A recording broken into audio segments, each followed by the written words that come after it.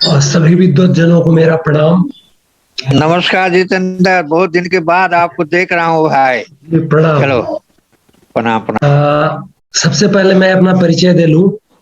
मेरा नाम जितेंद्र है। मैं गया जिले में सरकारी मध्य विद्यालय में प्रधानाध्यापक के पद पर पदस्थापित हूँ। 1994 से मैं शिक्षा के क्षेत्र में काम कर रहा हूँ। लगभग 27 वर्षों का शैक्षिक अनुभव मेरे पास है। इन 27 वर्षों में शिक्षक प्रशिक्षण में मैंने कई वर्ष गुजार दिए। उस क्रम में सेवाकालीन प्रशिक्षण, सेवा पूर्व प्रशिक्षण से वास्ता रहा, लेकिन इस क्रम में मैं अपने विद्यालय में बराबर जुड़ा रहा। वर्तमान समय में परिस्थितियां कुछ प्रतिकूल हुई। 2016 में एक घटनाक्रम हुआ और मैं बुरी तरह पैरालाइज्ड हुआ। पुनः आप सबों की शुभकामना का असर है कि मैं आप सबों के समक्ष हूं। गालिब सर से पहली मुलाकात की चर्चा करना मैं आवश्यक समझता हूं, चूंकि ये कार्यक्रम आलोक दूत है और मुझे याद है पहला वह अवसर जब हम मिले थे चल पड़ कुछ बन अखबार बनाने के क्रम में। बिहार शिक्षा परियोजना के तत्वावधान में वो कार्यशाला थी। एक बड़ा अच्छा प्रयास था वो, बिहार के वैसे बच्चों के लिए अतिरिक्त पाठ्य सामग्री उपलब्ध कराने का जिनके पास पाठ्य पुस्तक के अलावा कोई दूसरी चीज रहती नहीं है। दुर्भाग्य है आज की तारीख में वो पत्रिका बंद हो गई। वो मासिक पत्र था, समाचार पत्र, और दैनिक जागरण के सहयोग से वो प्रकाशित होता था। पुनः याद करवाऊं गालिब सर को कि दूसरी बार हम लोगों का संबंध बना जब हम बच्चों की कहानियों का निर्माण कर रहे थे। वो भी प्रणेता आप ही थे। जब एक अच्छा सा संग्रह 101 कहानियों का निकला था बच्चों के लिए, तो ये भी एक कार्य था जो हम लोगों ने मिलजुल कर किया था। और गालिब सर का स्नेह मुझे बीमारी के क्रम में भी हमेशा मिलता रहा। उनकी प्रेरणा मिलती रही, बेटे तुम ठीक हो जाओगे। और आज काफी अच्छा महसूस कर रहा हूँ जब उन्होंने मुझे आमंत्रित किया कि आलोक दूत कार्यक्रम में तुम भाग लोगे और तुम्हें अपने बारे में बताना है, अपनी उपलब्धियों के बारे में बताना है। हालांकि अपनी उपलब्धियों को बताना पर्दे के पीछे रह के काम करने का अपना मजा है। उपलब्धियों को बताना थोड़ा अजीब लगता है, लेकिन जब एक बड़े फोरम पे चर्चा होती है तो वहां पर मुझे लगता है कि इन चीजों पर बातचीत होनी चाहिए। विभिन्न स्कूलों में मेरा जो अपना अनुभव रहा है वो दो तरह का अनुभव रहा है। एक विद्यालय से संबंधित विद्यालय के वर्ग कक्ष के बाहर का अनुभव और एक वर्ग कक्ष के अंदर का अनुभव। सबसे पहला जो चैलेंज आता है हमारे सामने वो ये आता है कि अभिभावकों का सहयोग प्राप्त नहीं हो पाता है। असहयोग की भावना, और असहयोग की भावना शायद इसलिए कि कहीं ना कहीं हमारे सरकारी विद्यालयों के प्रति उनके मन में एक अविश्वास का भाव आ गया है। उन्हें लगता है कि सरकारी स्कूल में बच्चे सिर्फ मध्याह्न भोजन के लिए जाते हैं, वहां उन्हें कुछ गुणवत्तापरक शिक्षा मिल नहीं रही है। मैं जहां भी गया मैंने ये महसूस किया कि लोगों में ये भाव है।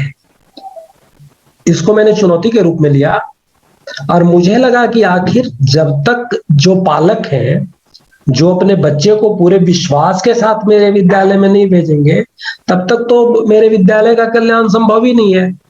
वैसी स्थिति में मैंने जो प्रयोग किया वो ये किया कि प्रतिदिन मैं पोषक क्षेत्र में घूमना शुरू करता था विद्यालय प्रधान की हैसियत से।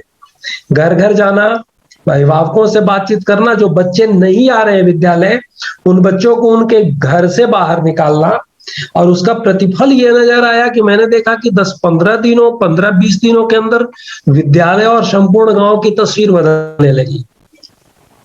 जो लोग मुझसे नजरें चुरा कर निकल जाया करते थे, मैं ये देखता था कि वो आसानी से अब रोक कर मुझसे बात करते थे, सर हमारा बचवा जा रहा है कि नहीं जा रहा है। तो ये मेरे लिए एक सुखद अनुभव था कि मेरे थोड़े से प्रयास से, और मैं ये बताऊं कि खासकर जहां भी मेरी पोस्टिंग रही, आज भी मैं जहां हूं, वहां जो बच्चे आ रहे हैं ज्यादातर बच्चे आजादी के 70 वर्षों के बाद भी प्रथम पीढ़ी के शिक्षार्थी हैं। मैं जब उनके अभिभावकों से बात करता हूं तो कोई अभिभावक ऐसे नहीं है जो ये नहीं कहते कि पढ़ना आवश्यक नहीं है। संकट ये है कि वो लोग को पढ़ाना नहीं आता और वे चाहते हैं कि उनके बच्चे पढ़ें।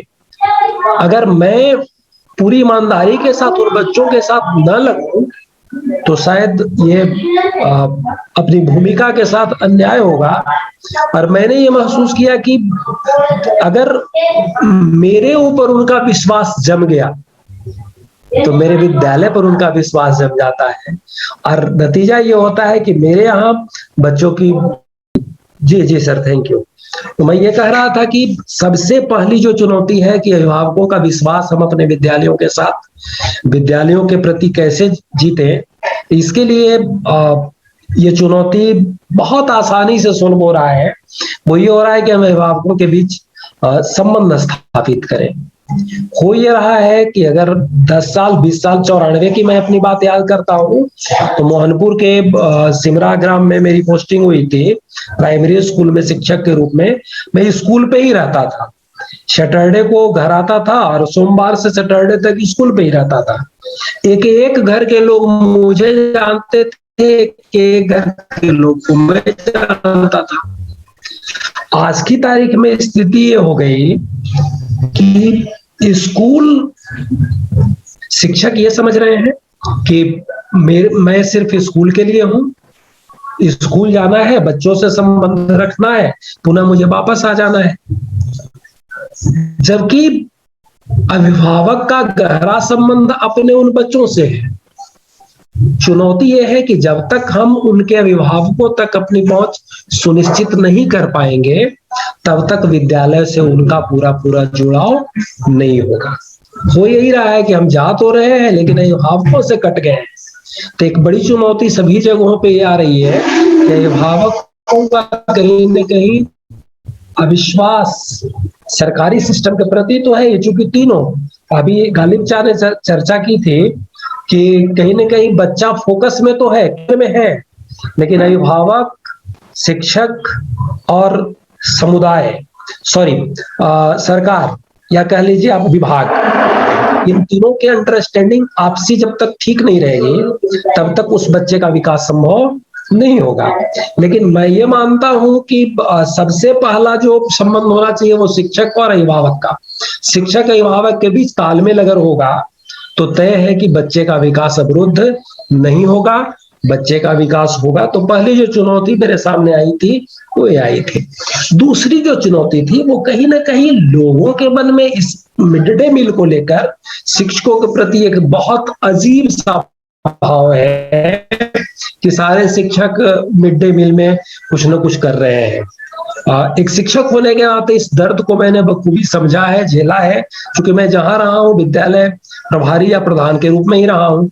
मैंने उसका एक रास्ता बड़ा अच्छा ये निकाला था कि विद्यालय शिक्षा समिति के जो सचिव थे, बाल प्रैक्टिसेस की आदत, तो जो सचिव थे उनको मैंने स्पष्ट कहा कि भैया हमसे आप कोई अपेक्षा मत रखें, हमसे सिर्फ इतनी अपेक्षा रखें कि जो भी चीजें मिलेंगी बच्चों को गुणवत्तापूर्ण मिलेगी। अब कैसे उपलब्ध होगी सुनिश्चित आपको करवाना है। बजाता उन्होंने पूरी व्यवस्था अपने हाथ में ले ली और मुझे ये बड़ा अच्छा लगा कि मैं सिर्फ उनको बच्चों की संख्या बताता था और आराम से वो सारा सामग्री लाते थे, खाना बनता था, बच्चे, मैं सिर्फ देखता था कि हमारे बच्चों को क्वालिटी का खाना मिलना चाहिए। तो वो जो संकट था जिसमें ये था कि शिक्षक मिड डे मील में ये करते हैं, वो करते हैं, वो करते हैं, तो ऑटोमेटिकली वो समस्या मेरी दूर हो गई थी और माल प्रैक्टिस तो बिल्कुल ही बंद हो गया था। मतलब 3 महीने के बाद तो स्थिति ये थी कि वो सज्जन शरणागत थे और वो ये कह रहे थे कि वो जो छोड़ दीजिए, हमको मुक्त कर दीजिए, ये नरगल का टेंशन हमने ले लिया है, आप जैसे बनवाइए खाना, आप बनवाइए, आप ही से संभव है। मैंने ये देखा। तीसरी एक बड़ी चीज जो होती थी, जो समस्या थी, आज की तारीख में वो समस्या हालांकि अब नहीं है, लेकिन वो समस्या मैंने झेला। शिक्षकों को मार खाते हुए भी मैंने देखा उस क्रम में। जब सरकार की पॉलिसी थी कि 75% बच्चों को छात्रवृत्ति और पोशाक की राशि दी जाएगी और उस राशि का नगद भुगतान प्रधानाध्यापक विद्यालय शिक्षा समिति के समक्ष करेंगे। वो हमारी समस्याएं होती थी कि गांव के लोग आते थे, मेरे बच्चों को क्यों नहीं, उनको क्यों नहीं। तो वहां मैंने ये रास्ता निकाला कि कुछ नहीं भैया, सारे बच्चों का प्रत्येक महीने का अटेंडेंस, प्रत्येक महीने की उपस्थिति आप सामने प्रदर्शित कर दीजिए, अभिभावक को बुलाइए और कहिए कि आपके बच्चों की उपस्थिति यही है सर, कल को आप मुझे दोष नहीं देंगे, आपके बच्चे को इस बार कोई लाभ नहीं मिल पाएगा। नतीजा ये हुआ, और खासकर मेरी कोशिश होती कि दादा और दादी को बुलाया जाए। जो अभिभावकों की मीटिंग हो उसमें दादा दादी है, जब दादा दादी आते थे और उनसे उनके पोते या पोतियों की चर्चा होती थी कि आपका पोता कैसा, आपकी पोती कैसी, और खासकर प्रशंसा के शब्द कि भाई आपकी तो बहुत प्रशंसा वो करता है, तो बड़े खुश होते थे वो। और उनका अपेक्षित सहयोग जितना हमको प्राप्त होना चाहिए था वो प्राप्त होना शुरू हुआ। नतीजा ये हुआ कि बच्चों की उपस्थिति विद्यालय में बढ़ी, और जिस दिन वितरण होना था, एक भी अभिभावक ये कहने नहीं आए कि मेरे बच्चों को क्यों नहीं मिला, क्योंकि जिसको वो चीजें मिलने थी उनको पता था कि हमारे बच्चे इसके लाभार्थी होंगे और हमारे बच्चे इसके लाभार्थी नहीं होंगे। तो मुझे लगा कि अगर पारदर्शिता रखी जाए तो विद्यालय शिक्षा समिति से जो असहयोग का भाव है या अभिभावकों में जो असंतोष का भाव पैदा होता है, ये भाव दूर होगा। तो ये मैंने दूसरी चीज देखी थी। एक और जो बात थी वो ये थी कि विद्यालय समिति शिक्षा समिति की जो फंडिंग होती थी, अजय प्रधान में जो फेस कर रहा था चैलेंज, उनकी बात मैं कर रहा हूँ पहले, वर्ग कक्ष के अंदर बस तुरंत पहुंचने वाला हूँ। तो विद्यालय शिक्षा समिति की फंडिंग में जो परचेजिंग का मामला था, स्पष्ट मैंने कहा कि भैया आप पैसा लीजिए या आप चेक लीजिए, कमेटी बनाइए 5 लोगों की और जाके खरीदारी करके सारी सामग्री की आपूर्ति करिए, मुझे उससे कोई मतलब नहीं है। मेरी समस्या ये है, मुझे इन चीजों की आवश्यकता है और इसकी आपूर्ति हमारे स्कूल को होनी चाहिए। फलाफल बहुत अच्छा मिला। शिक्षकों को वही कमेटी में मैंने रखा, अभिभावक भी थे, विद्यालय शिक्षा समिति के सचिव अध्यक्ष महोदय भी थे, तो अध्यक्ष तो जनप्रतिनिधि हमारे होते हैं। नतीजा है कि एक बड़ा अच्छा मैसेज समाज में गया और विद्यालय के विकास में सब लोगों का अपेक्षित सहयोग प्राप्त होने लगा। इस तरह से जो आम समस्या है, एक प्रधानाध्यापक आमतौर पर इन समस्याओं को झेलते हैं, तो उन समस्याओं को मैंने इस तरह से टैकल किया, कह सकते हैं कि मैंने एक रास्ता निकाला, समाधान किया। वर्ग कक्ष के अंदर आने के पूर्व स्टाफ की कमी अपने आप में आज की तारीख में बहुत बड़ी समस्या है। बच्चों की तुलना में आज की तारीख में भी शिक्षकों का अभाव है। शिक्षकों के ऊपर अतिरिक्त कार्यों की भी जवाबदेही है। कुछ लोग बीएलओ हैं, तो कुछ प्रधानाध्यापक हैं कि वर्ग कक्ष में जाने की फुर्सत नहीं। हालांकि मैं कोई दिन ऐसा नहीं है जब 3 से 4 कक्षा वर्ग में नहीं लेता हूं, फिर भी मैंने वहां पे बाल संसद को सशक्त करने का निर्णय लिया। बाल संसद की बैठकें प्रारंभ करवाई, बाल संसद के सदस्यों को उनके कार्य एवं दायित्वों की जानकारी दी। आज की तारीख में मैं जिस स्कूल में हूँ, हमारे बाल संसद के सदस्य पुस्तकालय का बेहतर संचालन कर रहे हैं, चेतना सत्र का बेहतर संचालन कर रहे हैं, विद्यालय की घंटी कौन सी बजनी है, किस शिक्षक की कक्षा किस क्लास में है, बाल संसद की जवाबदेही है कि कोई कक्षा अधूरी न रहे, कोई कक्षा वैसी न हो जहां शिक्षक न हो। बाल संसद के सदस्य ये सारा एश्योर करते हैं। इवन कोई कार्यक्रम अगर करना हो तो कैसे मैनेज करना है उस कार्यक्रम को, धीरे धीरे मैं ट्रेंड करने में लगा हुआ हूँ अपने छात्रों को। छात्राएं ज्यादातर है आज की तारीख में मेरे विद्यालय में, तो छात्राओं की सहभागिता ज्यादा प्राप्त हो रही है। मीना मंच भी एक्टिव हो रहा है, अपनी समस्याओं पर बातचीत वो कर रहे हैं। उनके पास थोड़ा विजन का अभाव है, वो नहीं समझ पा रहे हैं कि आखिर ये मंच है किस चीज के लिए। मैं उनको भी धीरे धीरे जिसको कहते हैं पटरी पर लाना, तो पटरी पर लाने की कोशिश कर रहा हूँ। एक जो प्रयोग मैंने किया वो ये किया कि बच्चों में पढ़ने की बहुत सारी समस्या है, शिक्षकों का अभाव है। वहां के लिए मैंने ये किया कि मैंने विद्यालय को प्रिंट समृद्ध विद्यालय बनाने की कोशिश की है। प्रिंट समृद्ध विद्यालय से तात्पर्य मेरा ये है कि मैंने ये कोशिश की है कि जगह जगह जगह जगह कमरों में छोटे छोटे चित्र, छोटे छोटे पोस्टर, छोटे छोटे शब्द चित्र लगाए जाए, जिसका हम पढ़ाने की कोशिश नहीं कर रहे हैं उनको, हम सिर्फ एक माहौल बनाने की कोशिश कर रहे हैं। वैसा माहौल जिस माहौल में बच्चों के आंखों के सामने कुछ चित्र हो, कुछ शब्द हो, कुछ वाक्य हो, वैसे शब्द वैसे वाक्य जिससे वास्ता उनका लगभग दिनचर्या में पड़ता है। तो धीरे धीरे मैं उसका असर ये देख रहा हूँ कि आपस में बातचीत करके बच्चे उन शब्द बनना शुरू कर गए। हालांकि बहुत बड़ी विडंबना कोरोना को लेकर के हुई है कि 2 वर्षों में जो बच्चे जितना जानते थे बहुत भूल गए हैं। लर्निंग का लैकिंग बहुत ज्यादा हुआ है। जो बच्चे हमारे 30 तक 25 तक पहाड़ा लिखते थे, आज की तारीख में 12-14 का लिख रहे हैं। जो बच्चे किताब अच्छे से धड़ल्ले से पढ़ते थे, आज की तारीख में वो बच्चे शब्द पे आ गए हैं, वाक्य को ठीक से नहीं पढ़ पा रहे हैं। तो जो लॉस हुआ है वो बहुत बड़ा लॉस है, खासकर वैसे बच्चे का। मेरे विद्यालय में तो सब वंचित वर्ग के बच्चे हैं, जिसको गालिब सर होरी और धनिया के बच्चे कहते हैं। वही होरी और धनिया हमारे स्कूल में पढ़ रहे हैं। तो वो होरी और धनिया काफी पीछे 2 साल में चला गया है। आज की तारीख में हमारे ऊपर एक बहुत बड़ी चुनौती है कि हम उन बच्चों को कैसे जल्दी से मुख्यधारा में ले आए। अफसोस पता नहीं, समझ में ही नहीं आता है। अंदर से दर्द होता है जब कहा जाता है कि दिसंबर तक बच्चों का नामांकन लीजिए और अप्रैल में उन बच्चों को पास कर दीजिए। साहब, ये कौन सी पॉलिसी है कि 4 महीने में हम कौन सी हुट्टी उस बच्चे को पिला दें? कुछ तो सोचना पड़ेगा, एक तय सीमा करनी पड़ेगी कि इस सीमा तक हम उस बच्चे को अपने विद्यालय में लाकर अगले 9-10 माह तक, बच्चे माँ के गर्भ में भी 9 माह रहते हैं भाई। यहाँ आप 3 माह में कह रहे हैं साहब कि दिसंबर तक एडमिशन लेकर के अप्रैल में पास कर दो। तो ये कौन सी पॉलिसी है? एक शिक्षक होने के नाते सरकारी सिस्टम पे सवाल नहीं खड़ा कर सकता, लेकिन अंदर से तो दर्द होता है कि किसकी गुलामी कर रहे हैं, क्या सिखाना चाह रहे हैं हम। 4 महीने में कौन सा तीर मार लेंगे, और वो तीर अगर मार भी लेंगे तो अगले 4 महीने के बाद उस बच्चे को फिर हम 1 साल के लिए आगे छोड़ दे रहे हैं कि बेटा यहाँ तो तुम डूब रहे थे, अगले साल और थोड़ा डूबो। वही बच्चा आगे जाकर के 3 साल के बाद ड्रॉप आउट हो जाता है। तो ये भारी समस्या हो रही है। एक कि जो ये 2 साल का गैप हुआ है बच्चों का, जिसमें ये हुआ सरकार ने कहा कि हम ब्रिज कोर्स चलाएंगे साहब, कैचअप कोर्स बना दिए।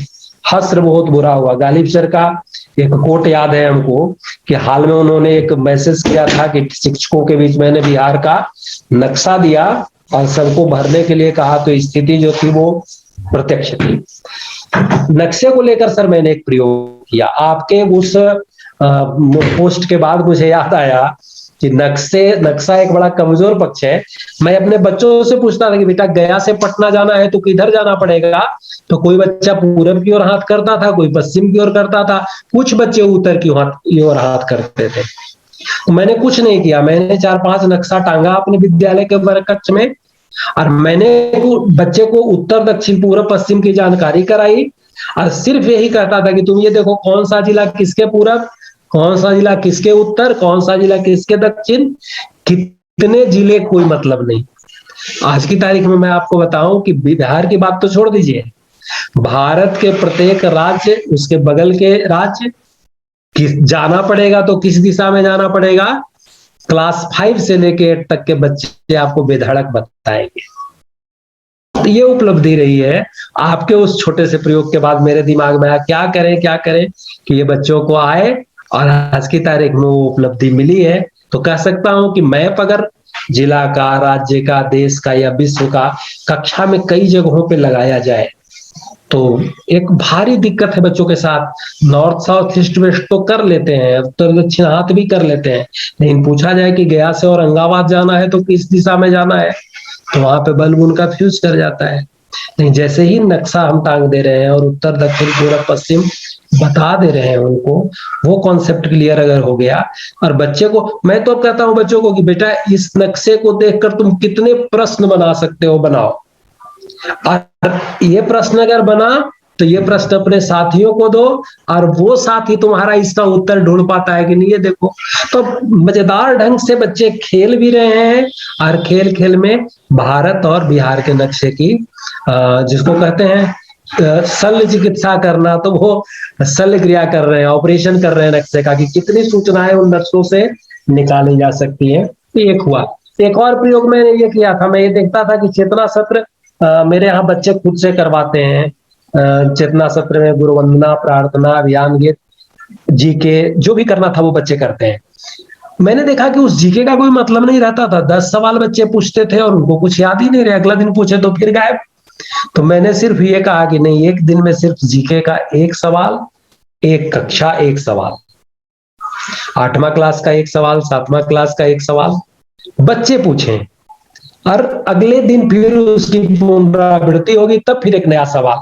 तो इसका यह फायदा हो रहा है कि जो एक दिन सवाल हो रहा है, तो अगले दिन शिक्षक का दायित्व होता है कि मान लीजिए अगर उन्होंने पूछा कि सिपाही विद्रोह कब हुआ था, अगर ये सवाल आया तो शिक्षक सिपाही विद्रोह के बारे में थोड़ा सा बता दे, थोड़ा सा उसकी पृष्ठभूमि बता दें।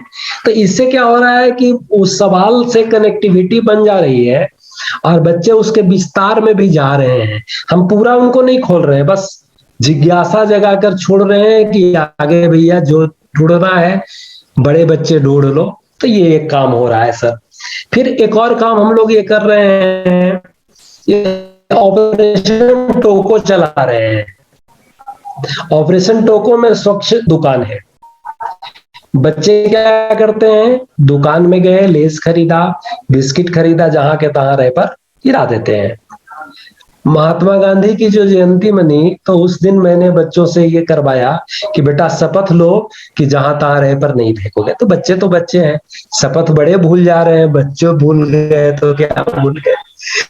तो 2-3 दिन तो मैंने देखा कि वो शपथ याद रहा। चौथे दिन से बच्चे फिर से जहां तहां रह पर गिराना शुरू।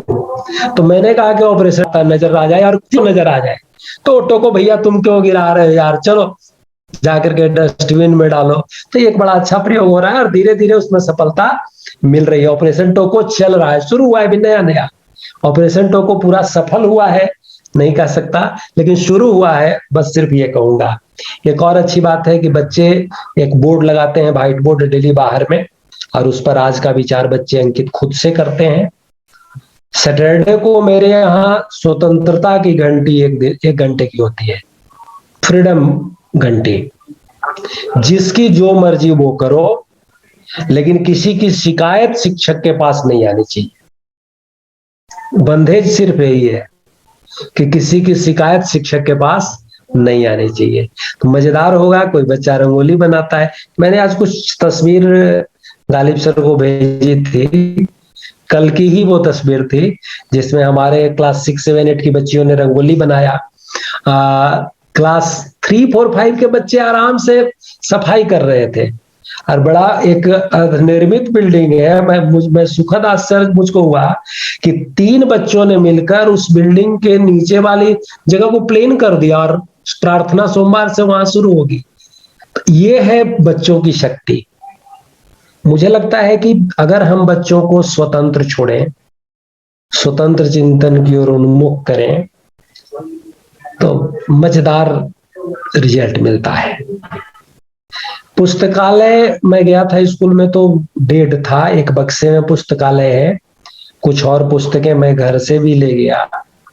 और जो पुस्तकालय मंत्री है उसको कहा कि इस चिंता से मुक्त होकर तुम किताब अपने मित्रों को पढ़ने के लिए दो, कि फट जाएगा या भुला जाएगा तो क्या होगा। आराम से अनुष्का नाम की वो बच्ची प्रतिदिन टिफिन में आती है, बक्सा का ताला खोलती है, 10-20 किताब उठाती है, जिस कक्षा में जिस बच्चे को मन करता है रिसीव करवाती है, देती है। हाँ, शर्त मैंने ये रखा है कि अगर घर ले जा रहे हैं आप, तो 7 दिन के अंदर आपको लौटा देना है, ये ध्यान रखिएगा। तो 7 दिन पर आ जा रही है किताब, तो एक अच्छी बात ये हुई है कि बच्चे इसको कर रहे हैं। तो कुल मिलाकर मुझे लग रहा है कि कारवां चल पड़ा है, बदलाव आएगा। लगे रहना है, बस लगे रहेंगे तो तय है परेशानियां खत्म होंगी, हर चीजें बेहतर ढंग से बनेगी। मैं स्पेशली गालिब सर का धन्यवाद देना चाहूंगा कि उन्होंने मुझे आज मौका दिया बहुत दिनों के बाद मुखातिब होने का। 2016 के बाद जब मैं लकवाग्रस्त हुआ, उसके बाद से मैं पूरी तरह कट गया, और अच्छा ही हुआ। मुझे लगता है कि ये मेरे लिए अच्छा हुआ कि जब मैं पुनर्वास के दौर से उभरा, आज की तारीख में मैं डंडा लेके चलता हूँ, लेकिन स्कूल सबसे पहले पहुंचना, सबसे बाद में निकलना, ये मेरी आदत हुई। और स्कूल के प्रधानाध्यापक के नाते ये मेरी जवाबदेही भी बनती है। बच्चों के चेहरे पे मुस्कान देखकर मैं अपना सारा दर्द भूल जाता हूँ, बच्चों के साथ लगा रहता हूँ, मजा आता है। बहुत बहुत धन्यवाद गालिब सर, और अनिल सर का भी धन्यवाद कि उन्होंने ये फोरम उपलब्ध कराया, जिस फोरम पर मैं अपनी बात रख पाया। आप लोग दोनों का बहुत बहुत धन्यवाद। धन्यवाद जितेंद्र जी, धन्यवाद जितेंद्र जी। अभी गया से जितेंद्र कुमार जी बोल रहे थे। वे शिक्षक हैं, प्रधानाध्यापक हैं, और उन्होंने शिक्षा से संबंधित कई प्रश्नों को एड्रेस किया है कि शुरुआत में बच्चों को विद्यालय से जोड़ने और नियमित आने से लेकर उनकी गुणवत्तापूर्ण शिक्षा तक की व्यवस्था के प्रयास वे लगातार कर रहे हैं, उन्होंने किया है। और इतनी ही बात नहीं, शिक्षकों पर जो यह तोहमत लगती है कि शिक्षक अब सरकारी हो गए हैं, वे समाज के नहीं है।